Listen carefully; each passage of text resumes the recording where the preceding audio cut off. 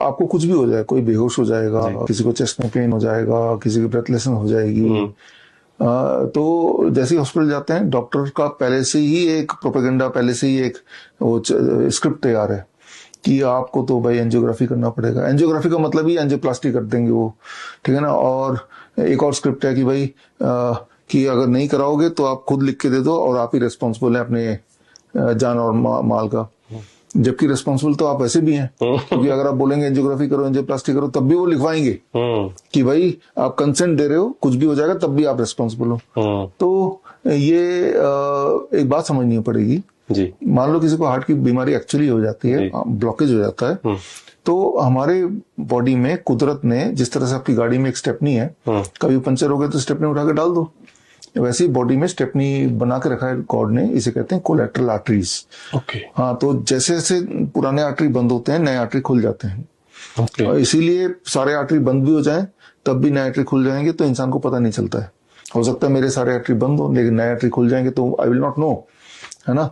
कुछ लोगों में इसमें थोड़ा गैप रह जाता है, नए आर्टरी पुराने आर्टरी बंद हो गए, नए आर्टरी खुल ही रहे हैं अभी, उस दौरान उसको चेस्ट पेन होगा, सिम्टम्स हार्ट अटैक आएंगे, ठीक है ना। तो अब वो डॉक्टर पहुंचेगा, डॉक्टर को ये बताना चाहिए कि भाई आपकी कोलेटरल आर्टरी आप जल्दी खोल लो, उसके लिए आपको the kind of diet, DIP diet, यानी कि फ्रूट्स एंड वेजिटेबल 70% अपने डाइट में रखो, डोंट ईट आफ्टर 6 PM।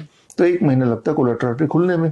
तो खुल गए तो आप ठीक हो गए, सारे सिम्टम गायब हो गए, ब्रेथलेसनेस गायब हो गई, चेस्ट पेन चला गया, ठीक है ना। तो यानी कि आप ठीक हो गए। तो इसे कहते हैं मेडिकल भाषा में नेचुरल बाईपास, बॉडी खुद ब खुद बाईपास करती है।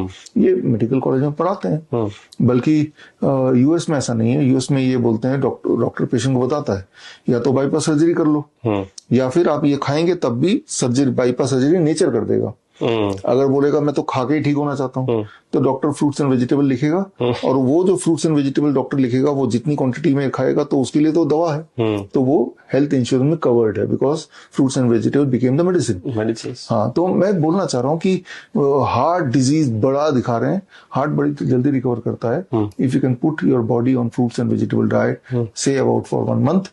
तो कैसे पता चलेगा आप ठीक हो गए? Watch the symptoms.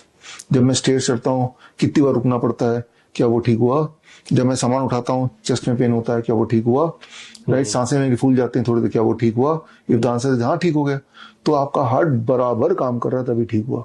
एंजियोग्राफी कराते हैं तो एंजियोग्राफी से एक तार घुसाते हैं बॉडी में, पूरे बॉडी को चीरता हुआ जाता है, और जब तार जाता है तो कहीं कहीं अगर ब्लॉकेज है तो वो हिल जाता है। वो ब्लॉकेज जो हिल जाता है ब्लड सर्कुलेशन में आ जाएगा, क्योंकि ब्लड तो हर जगह है ना। तो it will travel to brain, it will travel to your legs, it will travel to your kidney.